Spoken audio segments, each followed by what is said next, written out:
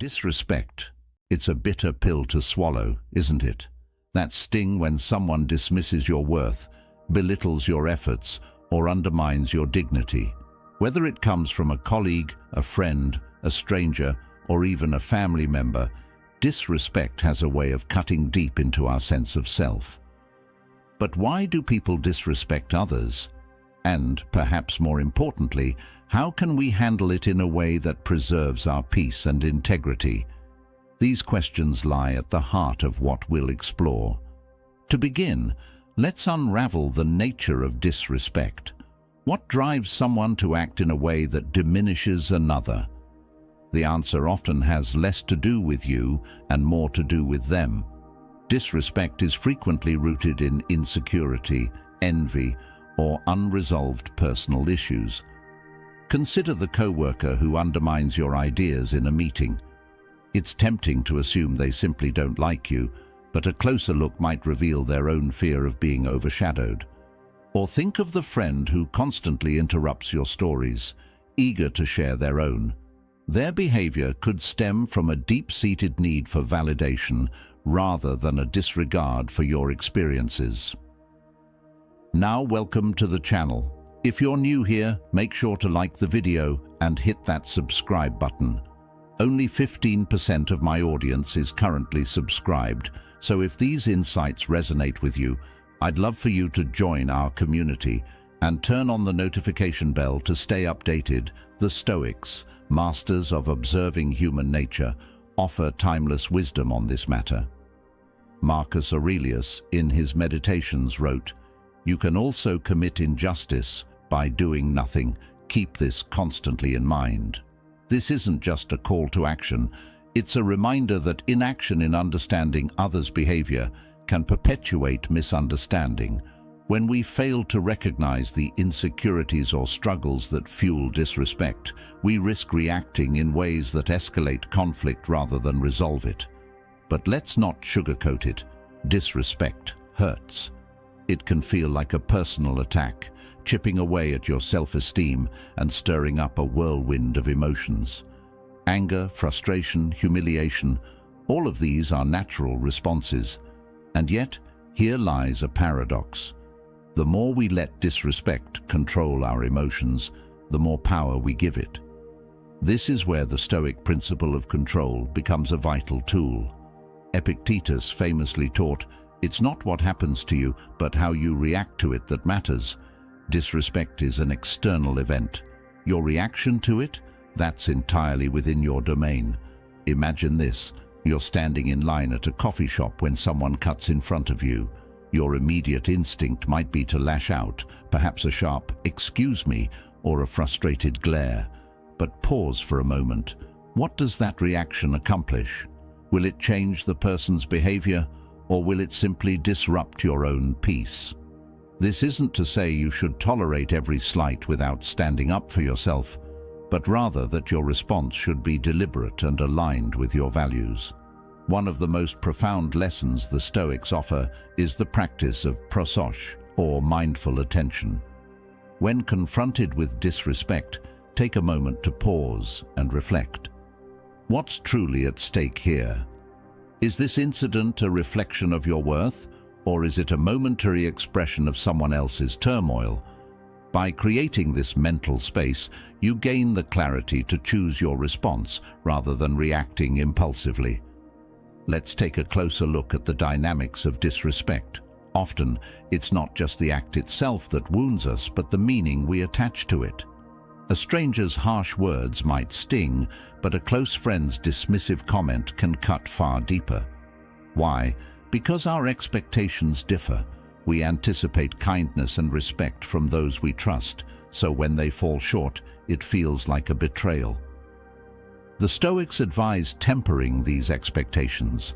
Marcus Aurelius reminded himself daily that he would encounter people who were meddling, ungrateful, arrogant, dishonest, jealous, and surly. This wasn't cynicism, it was preparation. By acknowledging the imperfections of others, he reduced the shock and pain of encountering them. It's a practice worth adopting, not to lower your standards, but to align your expectations with reality. Yet, even as we strive to understand disrespect, we mustn't excuse it. There's a fine line between empathizing with someone's struggles and allowing them to cross boundaries. Disrespect, when unchecked, can erode your sense of self-worth and create toxic dynamics. This is why setting boundaries is essential. A boundary isn't an act of aggression, it's a declaration of your worth. It says, I value myself enough to protect my dignity. Consider a scenario where a family member frequently criticizes your life choices. Their words weigh on you, but addressing the issue feels daunting. How do you set a boundary without escalating conflict? Start by expressing your feelings calmly. I value our relationship, but when you criticize my decisions, it hurts. I need you to respect my choices. This approach is firm, yet compassionate, prioritizing clarity over confrontation. Of course, setting boundaries is easier said than done. It often meets resistance, especially from those who are accustomed to overstepping them. This is where perseverance comes into play. You might need to reinforce your boundaries multiple times before they're respected, but each instance is an investment in your well-being. At this juncture, it's worth exploring the cultural and philosophical perspectives on disrespect. In Taoism, there's a concept known as Wu Wei, or effortless action. It's the idea of flowing with life rather than fighting against it. When applied to disrespect, Wu Wei teaches us to discern which battles are worth fighting and which are better left untouched. Sometimes the most powerful response to disrespect is no response at all. By refusing to engage, you deny the act any power over you. But let's be clear, disengaging doesn't mean avoiding conflict out of fear. It's a strategic choice rooted in strength, not weakness. Picture this. You're at a dinner party and a guest makes a snide remark about your appearance. You could confront them, turning the evening into a tense debate, or you could let the comment slide, knowing it says more about them than it does about you. Both choices are valid, but the latter often preserves your peace. As we delve deeper into this journey, let's address the internal dialogue that disrespect often triggers. Am I not good enough? Did I do something to deserve this? These questions are natural but misleading. Disrespect is rarely a measure of your worth. It's a reflection of the other person's state of mind. The Stoics urge us to focus on our own virtues rather than external validation. In the words of Seneca, it is not the man who has too little, but the man who craves more, that is poor. Craving respect from others can leave us feeling impoverished. Cultivating self-respect, on the other hand, is liberating. This brings us to the concept of arete, or excellence of character. When faced with disrespect, ask yourself, what kind of person do I want to be in this moment? Let this question guide your actions. If you aspire to be patient, compassionate, and resilient, let those virtues shape your response. Over time, this practice not only strengthens your character, but also shifts how others perceive and treat you.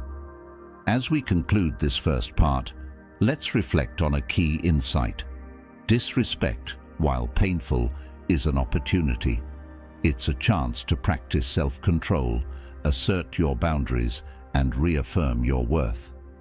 By understanding its roots and mastering your response, you transform disrespect from a source of pain into a catalyst for growth.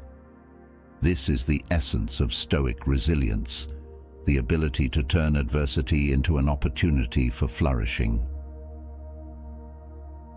When disrespect enters our lives, the initial reaction is often visceral.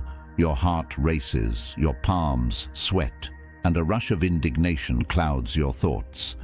It's a natural response. After all, we're wired to defend our dignity. But what if I told you that true strength lies not in that immediate surge of emotion, but in the calm, deliberate response that follows?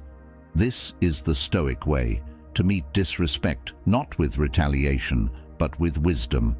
Picture this scenario. A co-worker undermines your idea in a meeting, taking credit for your hard work. The room goes quiet, all eyes on you. Every fiber of your being might want to call them out, to expose their behavior for what it is. But pause for a moment. What would Marcus Aurelius do in your shoes?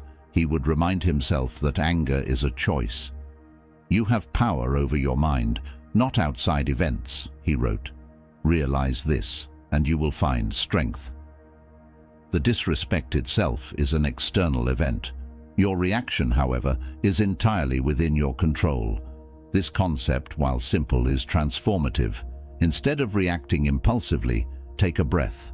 Ground yourself in the present moment. Ask, what response aligns with my values? In the example of the undermining co-worker, perhaps the best course of action is to calmly clarify your contribution. I appreciate your enthusiasm for this idea. I'd like to elaborate on the work I've done to develop it further. This approach asserts your worth without descending into pettiness. Let's take this further. What happens when the disrespect isn't subtle but blatant? Maybe it's a friend who mocks you in front of others, or a stranger who hurls an insult. In these moments, the urge to retaliate can feel overwhelming, but retaliation often fuels the fire, escalating the situation and pulling you down to their level. Instead, consider the Taoist principle of Wu Wei, or effortless action. Sometimes the most powerful response to disrespect is silence, not the silence of defeat, but the silence of strength, a refusal to dignify their behavior with attention. Silence, however, isn't always the answer. There are times when addressing disrespect directly is necessary, especially when it threatens your boundaries or well-being. How then can you confront someone without compromising your composure? The key lies in assertiveness, not aggression. Aggression seeks to dominate. Assertiveness seeks to communicate. It's the difference between saying, "How dare you speak to me that way?" and "I don't appreciate being spoken to like that. Please be respectful." This brings us to the concept of logos, or reason, a cornerstone of Stoic philosophy. When faced with disrespect, rely on logic rather than emotion. Let's return to the example of the mocking friend. Instead of responding with anger, you might say, "I value our friendship, but comments like that make me feel disrespected. I'd appreciate it if we could communicate differently." This approach not only addresses the issue, but also preserves the relationship, provided the other person is willing to meet you halfway. But what if they aren't? What if the disrespect continues despite your efforts to address it? This is where discernment becomes crucial. Not every battle is worth fighting, and not every relationship is worth preserving. As Epictetus advised, if someone succeeds in provoking you, realize that your mind is complicit in the provocation. In other words, your peace is your responsibility. If someone consistently undermines that peace, it may be time to reassess their place in your life. Consider this. Would you tolerate a dripping faucet in your home for years on end? Or would you eventually fix it or replace it? Relationships are no different. If someone's behavior consistently drains your energy without any signs of improvement, it might be time to let go. This isn't an act of cruelty, it's an act of self-respect. By setting boundaries and prioritizing your well-being, you create space for healthier, more fulfilling connections. At this point, it's worth exploring the role of forgiveness in handling disrespect. Forgiveness is often misunderstood as condoning the behavior, but it's actually about freeing yourself from the burden of resentment. The Stoics viewed forgiveness not as an act of weakness, but as an act of wisdom. Seneca wrote, "To be angry is to revenge the faults of others on ourselves. When you hold on to anger, you allow the disrespect to linger in your mind, taking up space that could be used for growth and joy." Forgiveness, however, doesn't mean forgetting or excusing harmful behavior. It means acknowledging the hurt, learning from the experience, and releasing the emotional weight it carries. Imagine a scenario where a colleague spreads false rumors about you. Forgiving them doesn't mean pretending it didn't happen or allowing them to do it again. It means saying, "This hurt me, but I won't let it define me. I'll address it appropriately and move forward." Let's also consider the idea of sympathia, or universal interconnectedness, another Stoic principle. When someone disrespects you, it's easy to see them as the enemy. But sympathia reminds us that we're all part of the same human experience, each struggling with our own flaws and challenges. This doesn't excuse their behavior, but it can foster a sense of compassion. Perhaps their disrespect stems from insecurity, ignorance, or past trauma. By understanding their humanity, you can respond with empathy rather than animosity. Now, this doesn't mean you have to endure their behavior or sacrifice your own well-being. Empathy and boundaries can coexist. Think of it as saying, "I see where you're coming from, but I won't allow your actions to harm me." This balance is crucial. It allows you to protect your peace without hardening your heart. As we navigate these complexities, it's important to remember that handling disrespect isn't just about managing others, it's also about managing yourself. Disrespect has a way of triggering self-doubt, making you question your worth. This is where self-respect becomes your anchor. The Stoics believed that true dignity comes from within, not from external validation. Marcus Aurelius reminded himself, "The best revenge is not to be like your enemy." In other words, don't let someone's behavior dictate your own. Take a moment to reflect. How do you define your worth? Is it based on others' opinions or on your own principles and actions? When disrespect shakes your confidence, return to your core values. Remind yourself of your strengths, your achievements, and the person you strive to be. By grounding yourself in self-respect, you build resilience against the blows of disrespect. This resilience isn't about becoming impervious to hurt. It's about becoming stronger in the face of it. Like a tree weathering a storm, you may bend, but you won't break. Each encounter with disrespect becomes a test, an opportunity to practice patience, courage, and wisdom. Over time, these virtues become second nature, guiding you through even the most challenging interactions. As we wrap up this part, let's revisit the central theme, responding to disrespect with dignity and wisdom. This isn't about suppressing your emotions or avoiding conflict. It's about choosing your battles, protecting your peace, and growing from the experience. By embodying these principles, you not only handle disrespect with grace, but also inspire respect in others. It's a transformative journey, one that strengthens your character and deepens your understanding of yourself and those around you. Now, some exciting news. Our channel now offers a live stream, streaming Stoic wisdom and insights around the clock. Plus, by joining our members club, you'll unlock exclusive benefits, deeper content dives, and personal insights. Join us on this journey, and let's build a meaningful life together. And I also humbly ask you to leave a comment, as it helps my channel immensely. If you do not know what to comment, just write "better every day," so I know you reached this far. And don't forget to subscribe for more content like this. Also, I've linked some books on Stoicism that helped me become the man I am today, and will also help you achieve a Stoic mindset. Imagine disrespect as a storm battering against a sturdy house. The house with weak foundations will crumble, but the one built on solid ground will stand firm. To build your inner foundation, you need to cultivate what the Stoics called apatheia. Now, don't mistake this for apathy in the modern sense of not caring.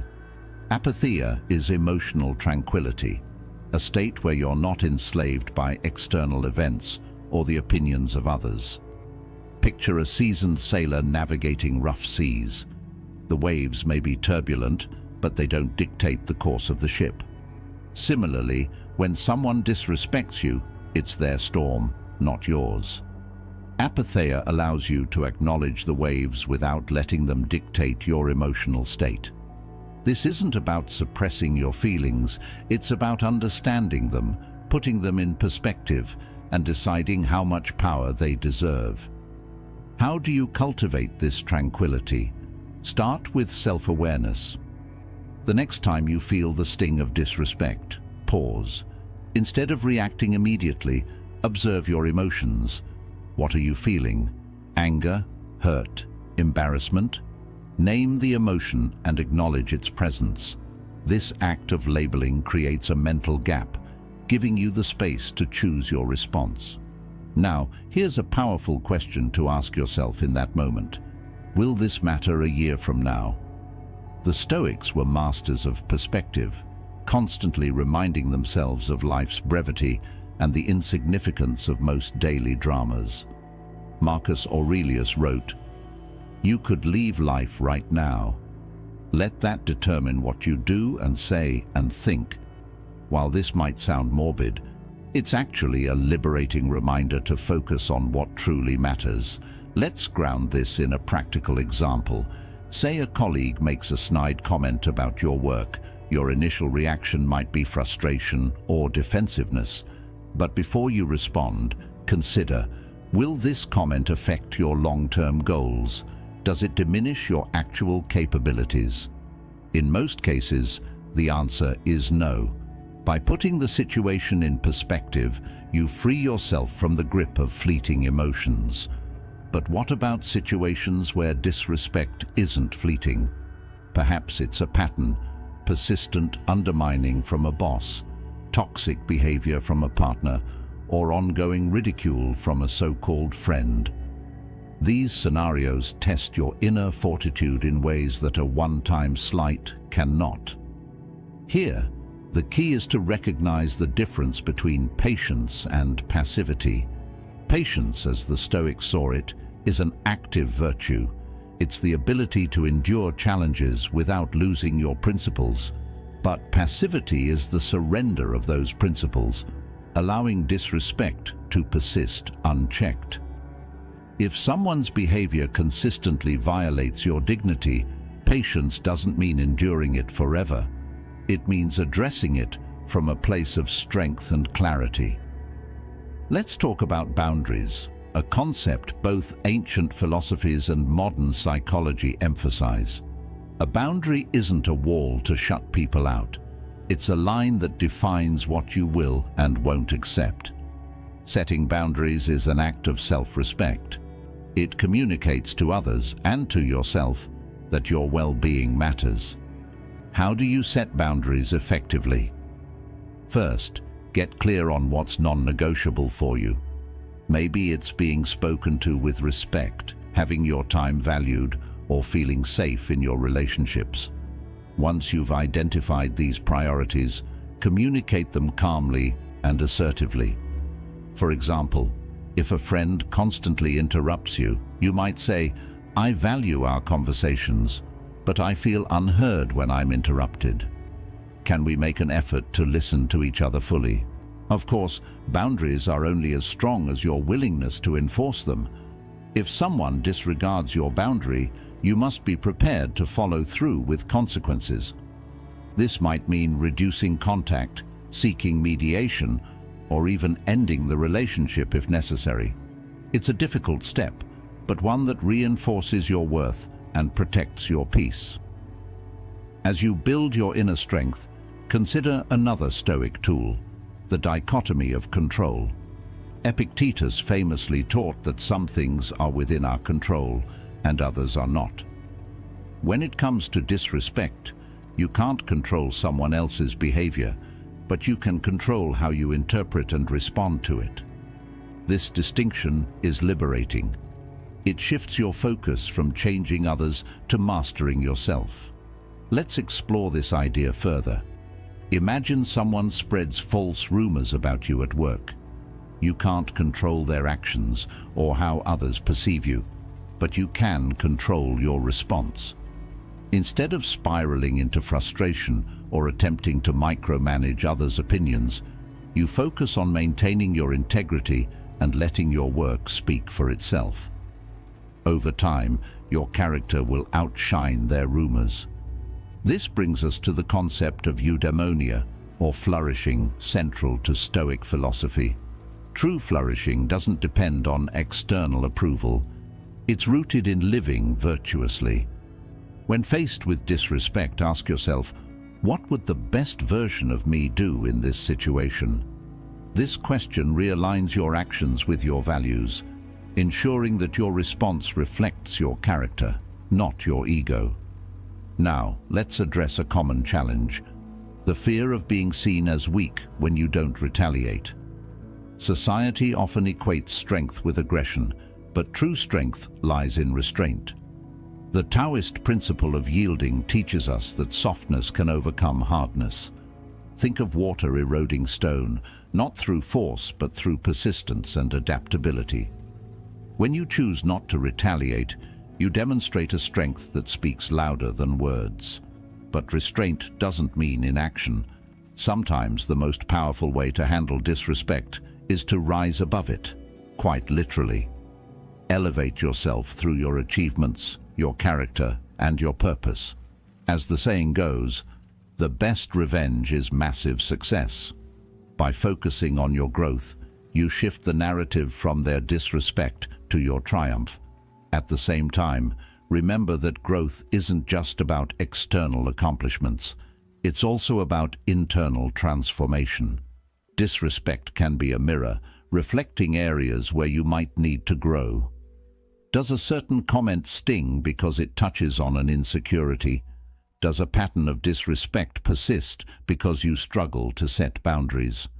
Use these experiences as opportunities for self-reflection and improvement. Finally, let's return to the idea of compassion. It's easy to see disrespectful people as villains, but they're often acting from their own pain or ignorance. This doesn't excuse their behavior, but it can soften your perspective. When you view them through the lens of humanity, their actions lose some of their power over you. Consider a scenario where a customer yells at a cashier for a minor inconvenience. Instead of joining the fray, you might think, this person must be carrying a lot of stress to react this way. This mindset doesn't make their behavior acceptable, but it prevents you from internalizing their negativity. In closing this part, remember that building inner fortitude isn't about becoming impervious to disrespect. It's about responding to it with wisdom, dignity, and compassion. Each encounter with disrespect becomes a stepping stone, strengthening your character and deepening your understanding of yourself and others. It's not an easy path, but it's a transformative one, leading to a life of greater resilience, purpose, and peace.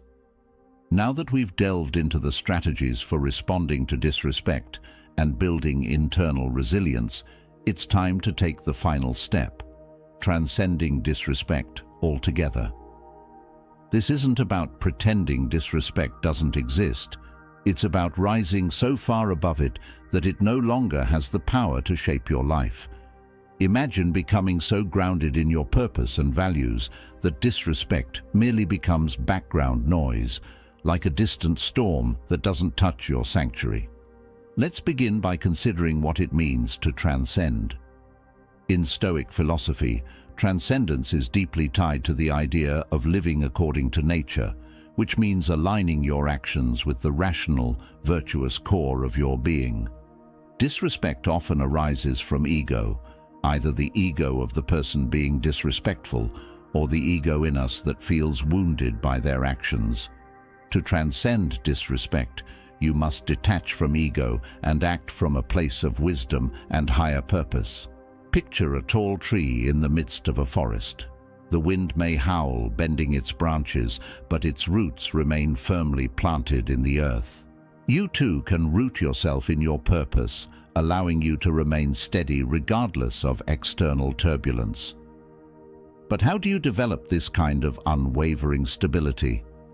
The first step is cultivating indifference to external judgments, a cornerstone of Stoic thought.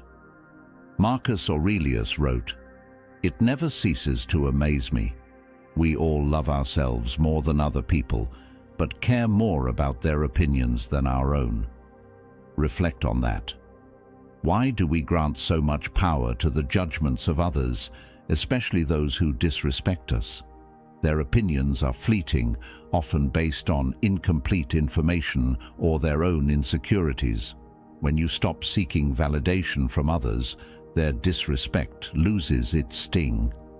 A practical exercise to reinforce this mindset is the view from above, another Stoic practice. Close your eyes and imagine yourself rising above the situation, as if in a hot air balloon.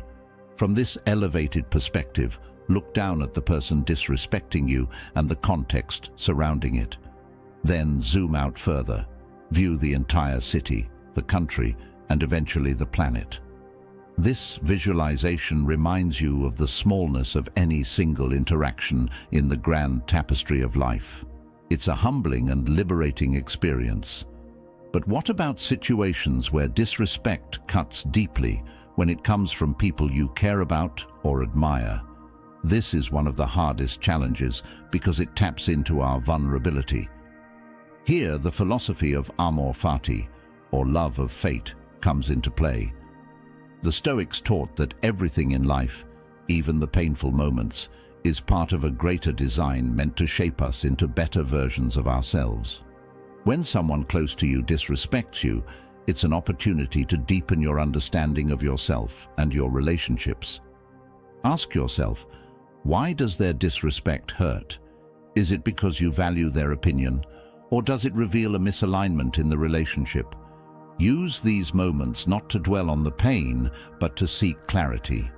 Sometimes disrespect is a sign that boundaries need to be re-evaluated, or that the relationship itself requires honest reflection. While it's painful, these moments can lead to greater authenticity and mutual respect. Transcendence also involves choosing the path of compassion over retaliation. This might sound counterintuitive. Why should you show compassion to someone who disrespects you?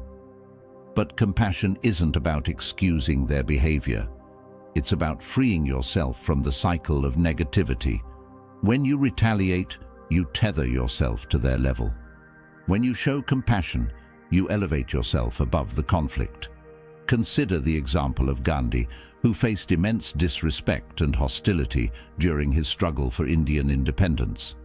Instead of retaliating with violence or bitterness, he responded with unwavering dignity and compassion. His commitment to nonviolence and understanding transformed his adversaries and inspired millions.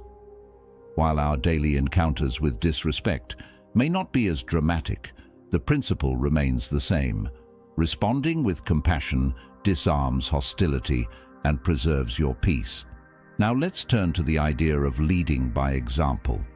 One of the most powerful ways to handle disrespect is to live in such a way that your character shines brighter than any insult. This isn't about proving anything to others. It's about embodying the virtues you hold dear. When you consistently act with integrity, kindness, and purpose, you become a living testament to what respect looks like. Over time, this kind of leadership often earns the respect of even the harshest critics. But leadership isn't always about changing others. It's also about changing yourself. Disrespect can be a mirror, reflecting areas where you might need to grow. Perhaps someone's harsh words sting because they touch on an insecurity or reveal a blind spot. Instead of dismissing their behavior outright, ask yourself, is there any truth in what they're saying? Is there something I can learn from this? This doesn't mean accepting unjust criticism, but it does mean staying open to growth. And let's not forget the power of humor. Sometimes the best way to handle disrespect is to diffuse it with light-heartedness. Humor, when used wisely, can disarm tension and remind everyone, including yourself, not to take things too seriously. Think of the philosopher Diogenes, who famously lived a life of radical simplicity and often used wit to challenge societal norms and those who disrespected him. His humor wasn't petty, it was a tool to reveal deeper truths and maintain his equanimity.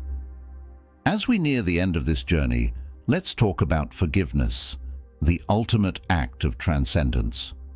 Forgiveness doesn't mean condoning disrespect or allowing harmful behavior to continue. It means releasing the emotional burden that comes with holding on to anger and resentment. When you forgive, you free yourself, not the other person. The philosopher Seneca wrote, "To be injured by others, you must first consider yourself injured." In other words, disrespect only harms you if you allow it to. Forgiveness is a way of saying, you no longer have the power to affect me. It's a gift you give to yourself, a step toward inner peace. Finally, let's reflect on the bigger picture. Disrespect, as painful as it can be, is a small thread in the fabric of life. When you zoom out, you see that your worth isn't defined by how others treat you, but by how you treat yourself and others. Every act of respect you show, every boundary you set, every time you rise above pettiness, you're not just handling disrespect, you're transforming it into a catalyst for growth and meaning. In the end, the question isn't how to avoid disrespect, but how to use it as a stepping stone toward becoming the person you're meant to be. Let it sharpen your character, deepen your compassion, and strengthen your resolve. And remember, the greatest respect you can ever receive is the respect you earn from yourself. Thank you for walking this journey with me. If these ideas resonate with you, take a moment to reflect on how you can apply them in your life. Let disrespect be your teacher, not your tormentor. Until next time, stay strong, stay grounded, and remember, you are worth far more than the opinions of others. Now, if any part of this message has been helpful to you, leave us your like and comment, helping the algorithm recommend it to someone who needs it at this time. Don't forget to subscribe so you don't miss new videos. And if you look through the videos we've already uploaded, you're sure to find something to take with you. Have a good day. Intimidation, whether it's a glaring look, an imposing presence, or even subtle manipulations, has a way of shaking our confidence, making us feel smaller, weaker, or less capable than we truly are. It's a tool wielded by individuals who thrive on control, often to mask their own insecurities, but intimidation is only as powerful as the response it elicits. If we don't allow it to take root in our minds, its effect diminishes to nothing. This is where the timeless wisdom of Stoicism steps in. The Stoics, ancient philosophers like Marcus Aurelius, Seneca, and Epictetus, recognized the challenges of intimidation long before our modern age. They lived in a world where power dynamics were as present as they are today, where emperors, soldiers, and citizens alike faced situations designed to test their resolve. Their teachings are not just philosophical musings, they're practical tools for navigating the complexities of human interaction, including intimidation. Now, welcome to the channel. If you're new here, make sure to like the video and hit that subscribe button. Only 15% of my audience is currently subscribed, so if these insights resonate with you, I'd love for you to join our community and turn on the notification bell to stay updated. To understand why Stoicism is such a powerful antidote, we must first dissect what intimidation truly is. At its core, intimidation is an attempt to create imbalance. It seeks to provoke fear, self-doubt, or submission by asserting dominance, whether overtly or subtly. This dominance can take many forms: a harsh critique from a superior, a competitor's boastful arrogance, or even a simple but pointed silence designed to unsettle. But why do people intimidate? Often, it stems from their own insecurities. Someone who feels the need to project power is often compensating for a lack of confidence elsewhere. They create an aura of dominance because they fear vulnerability. Recognizing this truth is the first step in disarming intimidation. It's not about you, it's about them. Now, let's dive into the first Stoic principle that equips us to handle intimidation: separating what you can control from what you cannot. Epictetus famously said, "It is not things that disturb us, but our judgments about them." This means that the feeling of being intimidated doesn't come from the person or the situation. It comes from how we interpret it. Imagine you're in a job interview and the interviewer seems cold and dismissive. Their tone is curt, their questions pointed. It's easy to internalize their demeanor, to think, "They don't respect me, I must be failing." But a Stoic approach reframes this. You cannot control their behavior, but you can control your perception of it. Their coldness may have nothing to do with you. It could stem from their own stress, bias, or even a deliberate tactic. By focusing on what is within your power, your preparation, your composure, your responses, you remove their power to intimidate. One powerful Stoic exercise to develop this mindset is the dichotomy of control. Take any situation where you feel intimidated and list what you can control versus what you cannot. In the interview example, you can control your preparation, your posture, your tone, and your answers. You cannot control their mood, their judgments, or the outcome of the interview. By focusing solely on your sphere of influence, you free yourself from the burden of trying to manage what's beyond your reach. Another key Stoic principle is seeing intimidation for what it truly is, a perspective, not a reality. Marcus Aurelius, a Roman emperor who faced constant political intrigue and potential betrayal, wrote, "If you are pained by external things, it is not they that disturb you, but your own judgment of them, and it is in your power to wipe out that judgment now." This is a profound reminder that intimidation only has as much power as we grant it. The glare of an aggressive competitor, the harsh tone of a critic, or even the towering presence of an authority figure is just that, a presence. It is our interpretation, our judgment, that transforms it into something threatening. To illustrate, consider the case of a public speaker addressing a critical audience. As the speaker takes the stage, they notice crossed arms, furrowed brows, and a general air of skepticism. A non-Stoic response might be panic. "They don't like me, I'll fail." But a Stoic response reframes the situation. Their expressions are neutral until proven otherwise. "I will focus on delivering my message." By refusing to assign a negative interpretation, the speaker robs the audience's demeanor of its intimidating power. Stoicism also equips us with a powerful tool for grounding ourselves in the face of intimidation. Visualizing the worst-case scenario. This might sound counterintuitive. Why would we want to imagine failure or conflict? But the Stoics believed that by confronting our fears head-on, we strip them of their ability to paralyze us. Seneca advised, "Rehearse worst-case scenarios, and you will find that they are often less terrible than imagined." For example, let's say you're preparing to negotiate a raise with a notoriously stern manager. The thought of their possible rejection or criticism looms large. Instead of avoiding the fear, Stoicism encourages you to face it. What's the worst that could happen? Perhaps they say no. Perhaps they criticize your performance. By visualizing these outcomes, you prepare yourself emotionally, realizing that none of them are insurmountable. This exercise transforms fear into clarity, allowing you to approach the negotiation with calm confidence.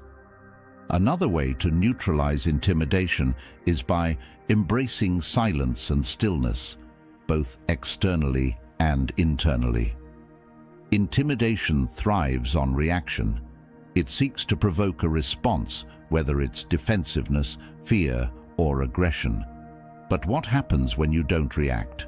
When you maintain your composure, refusing to be pulled into the emotional chaos? Silence, in this context, is not passive, it's powerful. It signals self-control, resilience, and a refusal to engage on the intimidator's terms. Imagine a scenario where a colleague criticizes your work in a team meeting, their tone sharp and their words cutting. The instinctive response might be to defend yourself, to argue or explain, but a Stoic response might be to pause, take a breath, and respond with measured calmness, or even to say nothing at all, letting the criticism hang in the air without validation. This controlled silence can shift the dynamic, forcing the critic to reconsider their approach. The practice of silence ties closely to another Stoic exercise: practicing detachment. Detachment doesn't mean indifference, it means separating your sense of self-worth from external events. As Marcus Aurelius wrote, "You have power over your mind, not outside events. Realize this, and you will find strength." When someone tries to intimidate you, their behavior is a reflection of their character, not yours. By detaching from their actions, you preserve your inner peace. Finally, Stoicism reminds us that intimidation is an opportunity for growth. It is not a pleasant experience, but it is a powerful teacher. Each encounter with intimidation challenges us to strengthen our resolve, to refine our perceptions, and to practice resilience. Instead of dreading these moments, Stoicism encourages us to embrace them as part of the human experience. As Epictetus said, "Difficulties show a man to himself." To truly master the art of dealing with intimidation, one must first learn to recognize its signs and understand the psychology behind it. Intimidation comes in many forms. Sometimes it's blatant, like a raised voice or a physical threat. Other times it's subtle, woven into a dismissive tone, a strategic pause, or an overconfident smirk. The Stoics teach us that by identifying these tactics, we can rob them of their power. Why do people intimidate others? The answer often lies in fear: fear of losing control, fear of being exposed, or fear of inadequacy. The very act of trying to intimidate someone is frequently a projection of insecurity. The aggressor, feeling vulnerable or threatened, attempts to shift the balance of power in their favor. When you understand this, intimidation becomes less daunting and more pitiable. You realize that the person trying to dominate you may not be as powerful as they seem. Take, for example, a boss who berates their team in meetings, using harsh words and loud outbursts to maintain authority. On the surface, they appear commanding, but beneath that facade, their behavior may stem from insecurity about their leadership or a fear of being challenged. By recognizing this, you can approach the situation with a Stoic mindset, understanding that their actions are a reflection of their internal turmoil, not of your worth. How do you notice intimidation? It's not always as obvious as a raised voice. Sometimes it manifests as an interruption during your speech, a pointed glance, or a deliberate exclusion. These subtle cues can be just as powerful as overt aggression, and noticing them requires mindfulness, a core tenet of Stoicism. Marcus Aurelius advised, "Be like the cliff against which the waves continually break, but it stands firm and tames the fury of the water around it." To cultivate this mindfulness, start by observing not just what people say, but how they say it. Pay attention to their tone, body language, and timing. Are they leaning in aggressively? Are they interrupting at key moments to undermine your confidence? Are their words laced with sarcasm or veiled threats? These are all tactics of intimidation, and recognizing them is the first step to neutralizing their impact. Imagine a scenario in a professional setting. You're presenting a new idea, and a colleague interrupts with a dismissive comment, their tone dripping with condescension. The instinctive reaction might be frustration or self-doubt, but a Stoic approach reframes this moment. Their interruption is not about the validity of your idea, but about their own need to assert dominance. By staying calm and focused, you demonstrate resilience, a quality far more powerful than any words they could use against you. One way to practice this is through the Stoic exercise of premeditatio malorum, or premeditation of evils. Before entering a potentially intimidating situation, take a few moments to imagine the worst behaviors you might encounter. Visualize someone interrupting you, criticizing you, or trying to belittle you. Then, visualize yourself responding with calmness and confidence. This mental rehearsal prepares you for the real thing, reducing the likelihood that you'll be caught off guard. Responding to intimidation with composure is perhaps the most powerful tool in your arsenal. When someone tries to unsettle you, their goal is to provoke a reaction, be it fear, anger, or submission. By refusing to give them that reaction, you undermine their efforts entirely. Seneca wrote, "If you wish to be loved, love." This wisdom can be adapted to intimidation. If you wish to be unshaken, remain unshaken. Consider the example of a competitive athlete facing a trash-talking opponent. The opponent's words are designed to distract and unsettle, to make them lose focus. A Stoic athlete, however, recognizes the tactic for what it is. They acknowledge the words but refuse to internalize them, focusing instead on their own performance. The result? The intimidator's strategy falls flat, and the Stoic's composure becomes their greatest strength. Another critical Stoic principle in dealing with intimidation is Amor Fati, or love of fate. This concept encourages us to embrace everything that happens, including challenges and adversities, as necessary parts of our journey. Intimidation, seen through this lens, is not an obstacle, but an opportunity, a chance to practice resilience, courage, and self-mastery. Imagine being confronted by a domineering individual at a social gathering. They use their loud voice and commanding presence to dominate the conversation, making it clear they see themselves as the alpha. Instead of shrinking away, a Stoic would view this as a moment to test their own strength. By calmly asserting your perspective, without rising to their level of aggression, you demonstrate true confidence. You turn their attempt at intimidation into a personal victory. Another practical application of Stoicism in these situations is detachment from outcomes. Marcus Aurelius reminded himself constantly, "You have power over your mind, not outside events."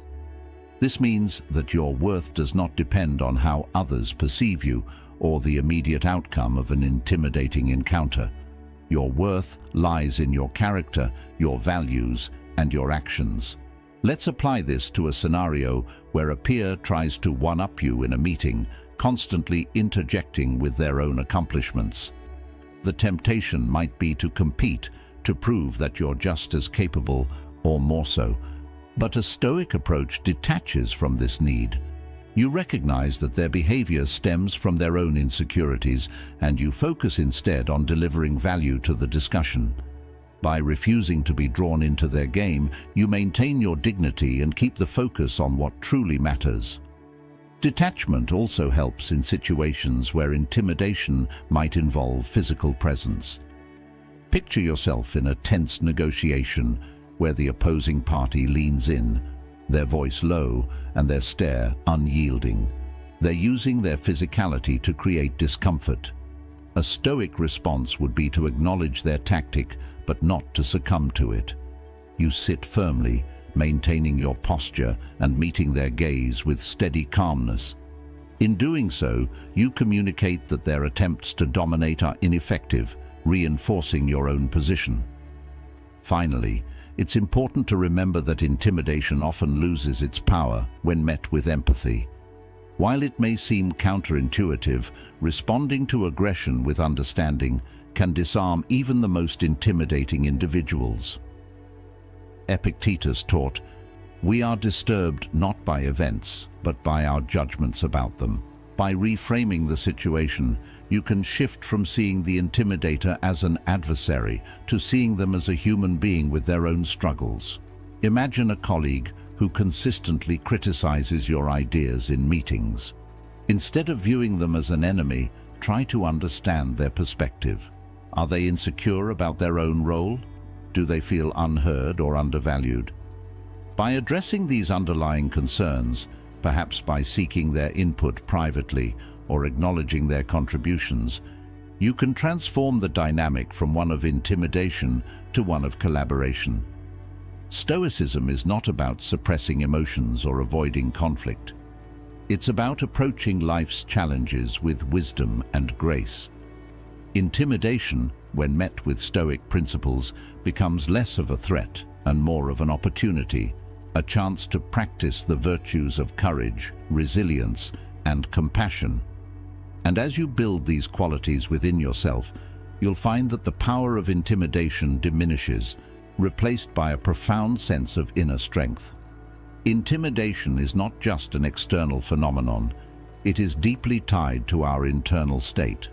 How we perceive and process the actions of others determines whether we feel fear or stand firm.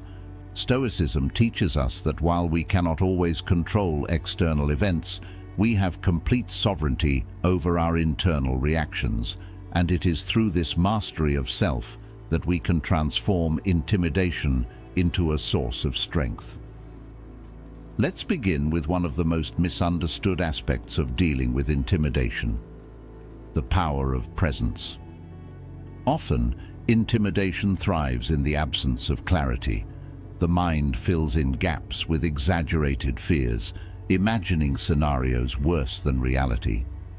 A commanding presence, however, is not about being the loudest or most aggressive person in the room. It's about embodying calm confidence.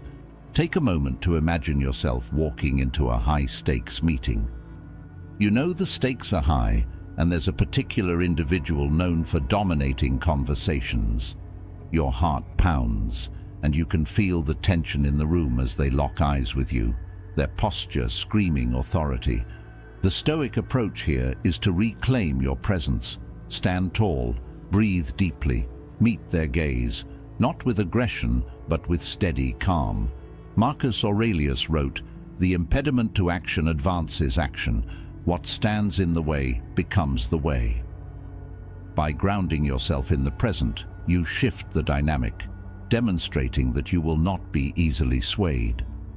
This idea of presence connects to the Stoic practice of focusing on your values. When intimidation threatens to shake your resolve, anchoring yourself to your core principles becomes a shield against fear. What do you stand for? What do you value most in this moment? When your actions are aligned with your values, external attempts to intimidate you lose their grip. Consider the example of a whistleblower, someone who stands up against corruption or injustice within an organization.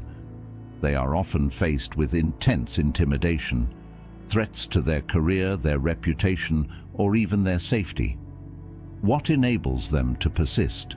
It's their unwavering commitment to their values, integrity, justice, and truth.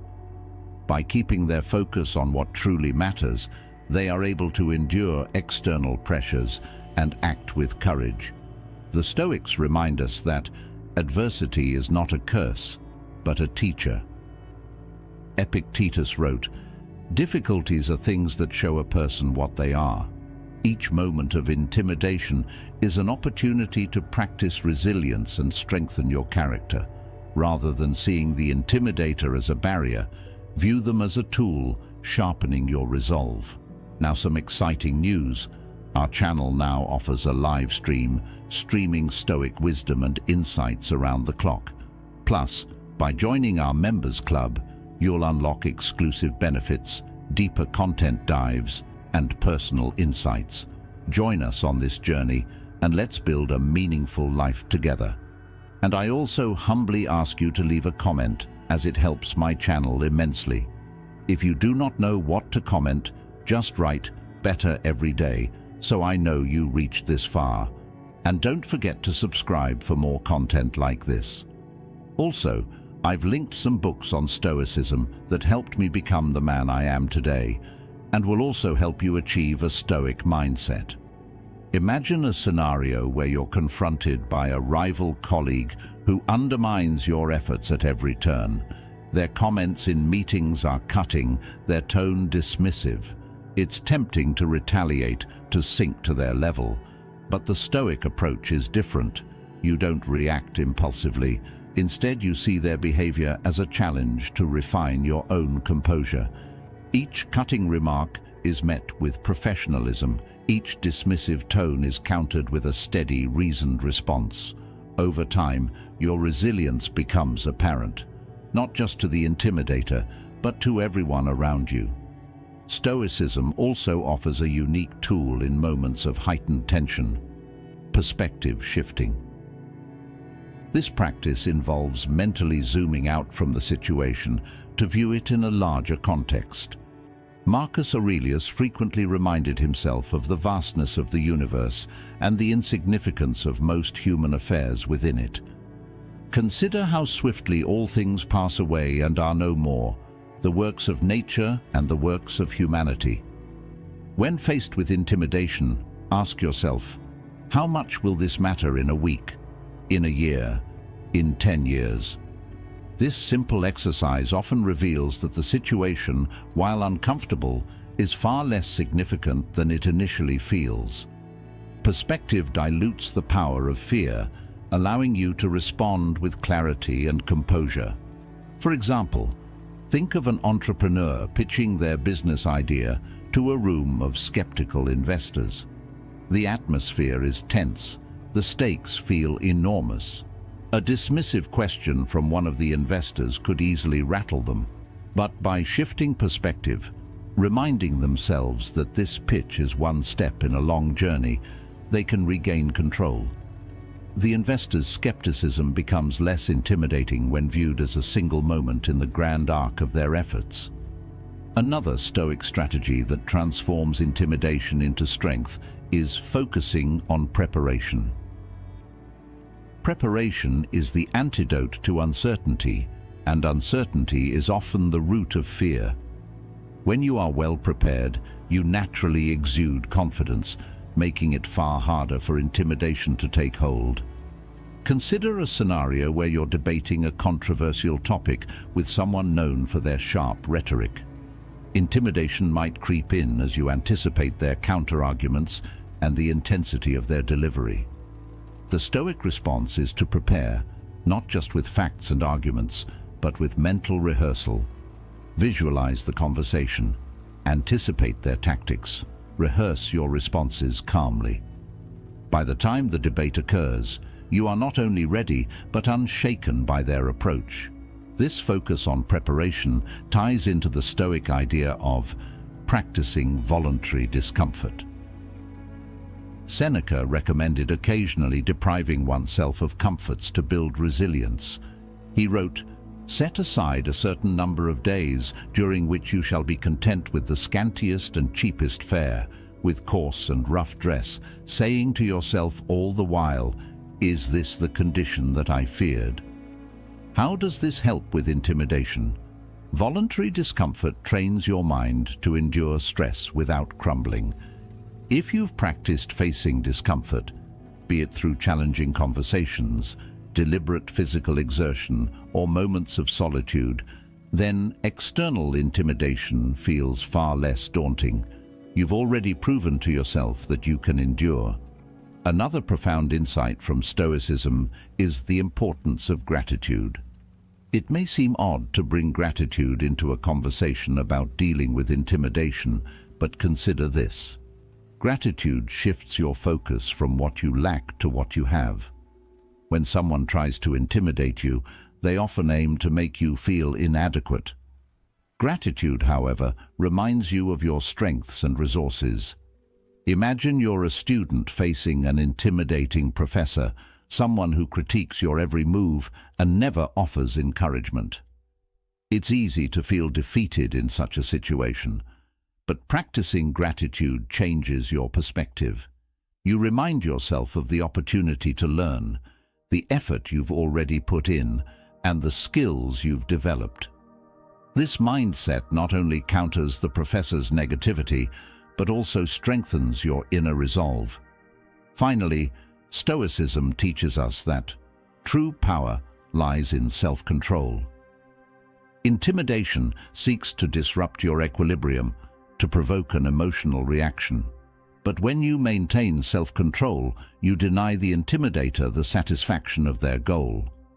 Epictetus put it simply, "No one can harm you unless you consent." Consider a scenario where a competitor at work spreads rumors to damage your reputation. It's natural to feel anger, even outrage, but reacting impulsively, confronting them in anger, or retaliating with similar tactics only fuels the fire. A Stoic response would be to stay calm, to focus on your own integrity, and to let your actions speak louder than their words. By exercising self-control, you not only preserve your dignity, but also demonstrate true strength. Through the lens of Stoicism, intimidation is no longer an insurmountable force. It is a challenge, a moment to practice clarity, resilience, and courage. Each time you encounter it, you have the opportunity to grow stronger, transforming fear into fortitude and adversity into wisdom. As we continue this journey into understanding and overcoming intimidation, it's important to embrace one of the most transformative Stoic principles, Amor Fati, or the love of fate. This concept challenges us to not just accept the difficulties we encounter, but to embrace them as necessary components of our growth. Intimidation, in this light, becomes an opportunity, a catalyst for the refinement of our character. Imagine being confronted with a powerful adversary, someone whose mere presence fills the room with tension. Perhaps it's an overbearing manager, a rival in your field, or even a personal acquaintance who knows how to press your buttons. The initial reaction might be fear or resentment. But what if, instead, you viewed this person as an essential figure in your story, as someone whose actions, though challenging, are contributing to your journey of self-mastery? This shift in perspective is at the heart of Amor Fati. Marcus Aurelius captured it beautifully when he wrote, "A blazing fire makes flame and brightness out of everything that is thrown into it." By embracing intimidation as fuel for your inner fire, you transform its power. Instead of shrinking in its shadow, you use it to illuminate your path forward. One way to apply Amor Fati in moments of intimidation is by focusing on what is within your control. This foundational Stoic principle, emphasized by Epictetus, reminds us that while we cannot dictate how others behave, we can control our responses. When faced with someone attempting to intimidate you, ask yourself, what is truly in my power here? Your demeanor, your words, your actions, these are yours to command. The intimidator's behavior, that belongs to them. For instance, consider a scenario where a colleague publicly criticizes your work during a meeting. The immediate impulse might be to defend yourself emotionally or counterattack. But the Stoic approach is to pause, breathe, and assess the situation with detachment. Is the criticism valid? If so, accept it gracefully and address it constructively. If not, calmly state your perspective without being drawn into hostility. By focusing on your sphere of control, you maintain your composure and integrity regardless of their intent. Another powerful tool in the Stoic arsenal is mental rehearsal, or premeditatio malorum, the premeditation of evils. This practice involves envisioning potential challenges before they occur, preparing your mind to face them with resilience. It's not about pessimism, but about equipping yourself to respond effectively when adversity arises. Let's apply this to a high-pressure scenario, a negotiation with a notoriously intimidating business partner. Before the meeting, take time to visualize their tactics. Picture them interrupting you, raising their voice, or dismissing your proposals. Then, rehearse your responses, remaining calm, asserting your points with clarity, and refusing to be derailed by their aggression. By mentally rehearsing these scenarios, you enter the meeting with a sense of preparedness that weakens their ability to rattle you. Stoicism also encourages us to draw strength from the concept of common humanity. Often, intimidation stems from perceiving the other person as larger than life, as a figure of overwhelming power or authority. But at their core, they are human, subject to the same fears, desires, and vulnerabilities as anyone else. Marcus Aurelius often reminded himself of this truth. Think of the many who once felt intense anger about things, the most famous, the most unfortunate, the most hated, the most whatever. Where are they now? Smoke and ash and a tale, or not even a tale. This reflection can be profoundly grounding. The person intimidating you, no matter how formidable they seem, is mortal. Their actions are driven by the same insecurities and impulses that govern all human behavior. Picture yourself facing a particularly domineering figure, a senior executive, a commanding officer, or a celebrity client. Their demeanor might be intimidating, but beneath their polished exterior lies the same human fragility. Recognizing this doesn't diminish their authority.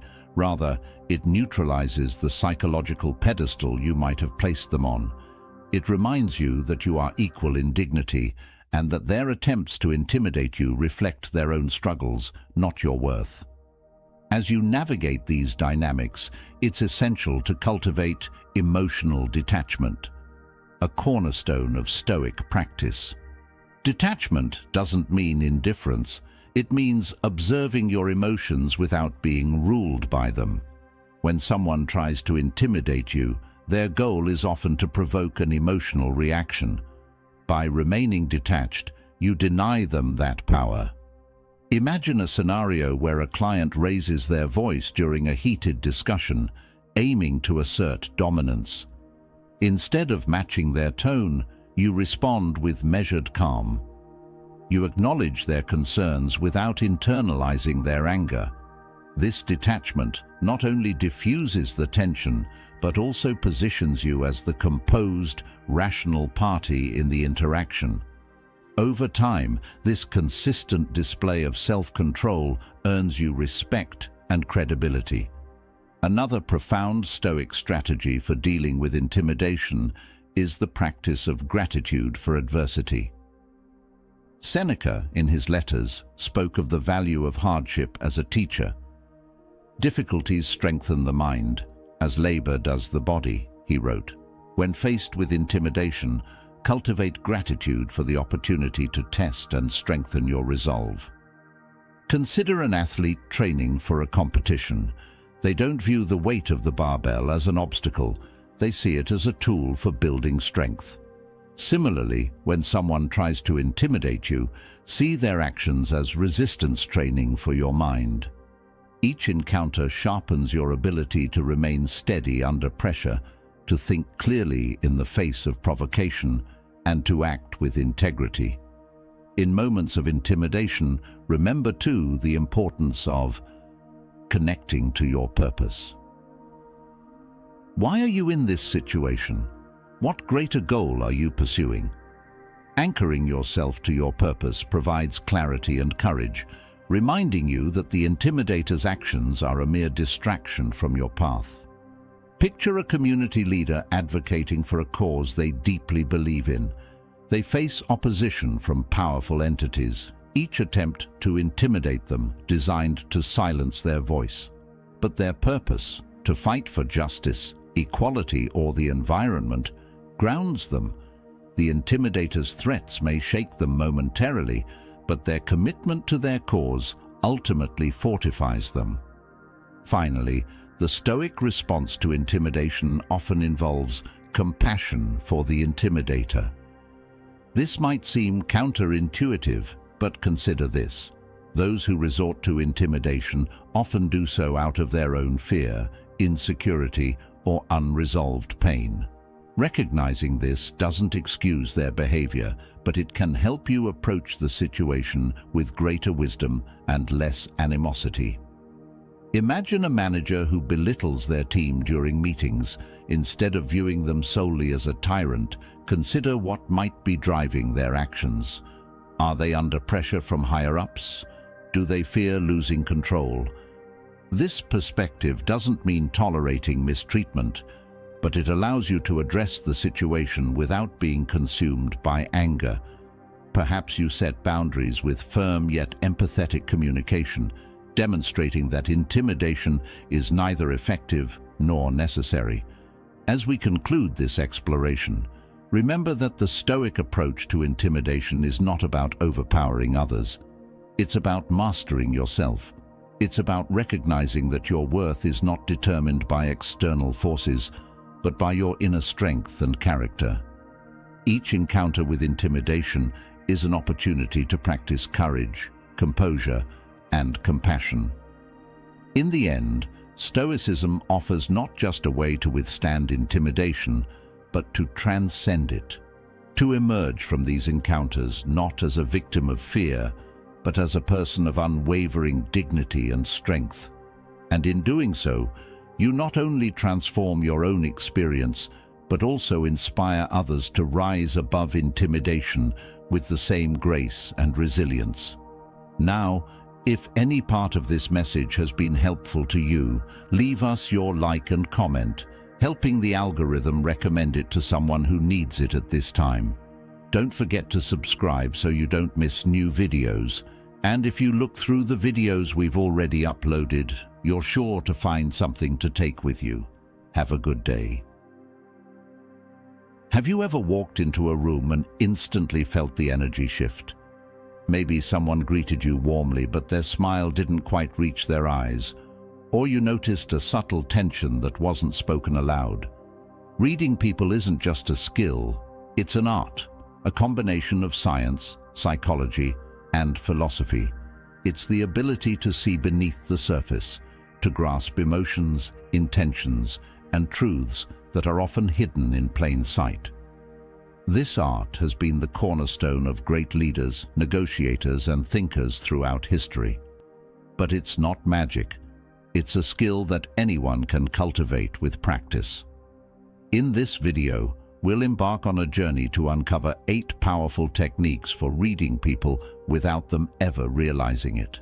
These techniques, grounded in both modern science and ancient philosophies like Stoicism, Taoism, and Confucianism, will help you navigate relationships, professional interactions, and everyday encounters with greater insight. To understand the value of reading people, let's consider its practical applications. Imagine being able to detect dishonesty during a negotiation, sense discomfort in a colleague before they voice it, or anticipate someone's needs in a relationship without them having to ask. These skills aren't about manipulation, but about connection and understanding. By reading people effectively, you can adapt your approach, build trust, and make informed decisions. The Stoics believed in the power of perception, particularly when it came to understanding others. Marcus Aurelius wrote, "Don't be overheard complaining. Instead, think about how much more of a man you are to handle your own emotions and understand theirs." The ability to read people is deeply tied to mastering your own reactions and remaining calm and composed in the face of ambiguity. Now, welcome to the channel. If you're new here, make sure to like the video and hit that subscribe button. Only 15% of my audience is currently subscribed, so if these insights resonate with you, I'd love for you to join our community and turn on the notification bell to stay updated. The first step to reading people is observation, and this isn't as simple as just watching. Observation is about noticing the subtle details that others overlook, the flicker of an eyebrow, the slight shift in posture, the hesitation in someone's tone. These micro-details often tell a more honest story than the words someone speaks. Modern psychology has shown us that communication is predominantly non-verbal. Research by Dr. Albert Mehrabian revealed that 93% of communication comes from non-verbal cues like tone, body language, and facial expressions, while only 7% comes from words. This means that by honing your observational skills, you're tapping into the majority of the information someone is presenting. The first historical figure to master this was Abraham Lincoln. Known for his quiet demeanor, Lincoln often allowed others to speak at length while he observed. By simply remaining silent and watching, he gained critical insights into their character, motivations, and fears. Silence, as we'll explore later, is one of the most powerful tools in the art of reading people. Technique 1. The power of silence. One of the simplest yet most profound techniques is the deliberate use of silence. In conversation, people are often uncomfortable with pauses. When you stop speaking, they feel compelled to fill the void. This can lead them to reveal their true thoughts, emotions, or intentions without even realizing it. Let's say you're in a meeting and a colleague seems hesitant about a project. Instead of probing directly, you pause after their comments, creating a moment of silence. Chances are they'll feel the need to explain further, offering insights they hadn't intended to share. This technique doesn't just give you information, it also conveys authority and composure. The philosophical roots of this technique can be traced to Stoicism. Marcus Aurelius emphasized the power of restraint, noting that speaking less often leads to better understanding. Silence is not just the absence of words, it's a space for reflection, observation, and insight. In my own life, I've used this technique countless times. During a job interview, for instance, I paused after the interviewer asked me a question. That moment of silence prompted them to clarify their expectations, giving me a clearer idea of how to tailor my response. By mastering silence, you gain the upper hand in any interaction, not by dominating the conversation, but by controlling its rhythm. Technique 2. Watch their feet. While many focus on facial expressions or gestures, the position of someone's feet often reveals their true intentions. Feet are less consciously controlled than hands or faces, making them an honest indicator of focus and desire.